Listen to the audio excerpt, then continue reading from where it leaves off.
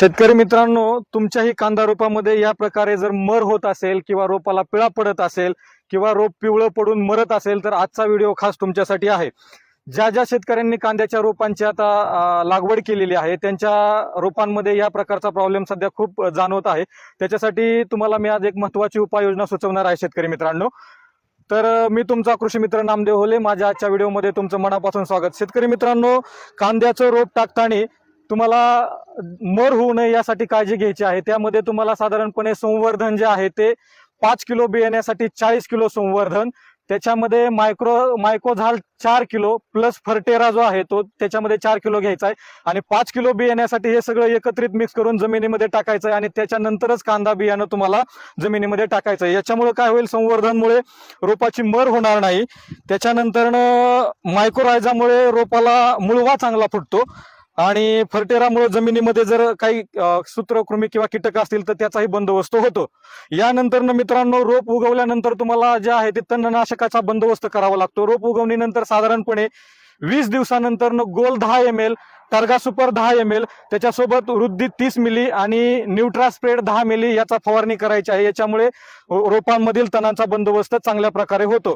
यानंतर 8 ते 10 दिवसाच्या अंतराने तुम्हाला काय करायचं आहे, रोपामध्ये जर पिवळेपणा येत असेल, रोप मरत असेल, रोप पिळ खात असेल तर त्याच्यासाठी तुम्हाला काय करायचं, तुम्हाला 20 लिटर पाण्यासाठी रिडोमिल 50 ग्रॅम किंवा कस्टोडिया 20 मिली किंवा ॲमिस्टार आहे ते 10 मिली किंवा नेटिव्हो जे आहे ते 10 ग्रॅम यापैकी कोणतंही एक बुरशीनाशक घेऊन त्याच्यासोबत फ्लोरा 25 ग्रॅम आणि न्यूट्रास्पेड 10 मिली हे एकत्र करून चांगली जाड अशी फवारणी करायची। जाड म्हणजे रोप पूर्ण भिजोस्तोपर्यंत तुम्ही चांगली फवारणी केली तर रोपामध्ये पिवळे पडणं, रोप पीळ खाणं, मर येणं किंवा मुळवा न येणं या समस्या ज्या आहेत हे 100% कव्हर होतात। फ्लोरामुळे रोपाला मुळवा चांगला येतो, यामुळे तुम्ही फ्लोरा वापरणं गरजेचं आहे। काय करायचं मित्रांनो, तुम्हाला ट्रायकोडर्मा जो आहे तो 1 किलो घ्यायचा आहे, त्याच्यामध्ये सुडोमोनस 1 किलो घ्यायचा आहे, त्याच्यामध्ये मायकोझाल 100 ग्रॅम घ्यायचा आहे आणि हे सगळं 5 किलो बियाण्यासाठी तुम्हाला ड्रीप मधून सोडून द्यायचं आहे।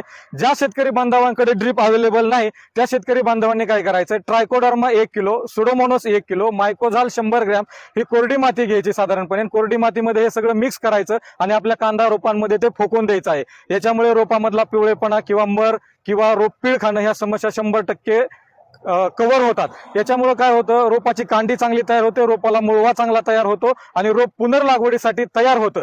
मित्रांनो, तुम्हाला जर माझा आजचा व्हिडिओ आवडला असेल तर लाईक करा, शेअर करा आणि कृषी टेकच्या इंस्टाग्राम पेजला फॉलो करा। धन्यवाद। काय करायचं मित्रांनो,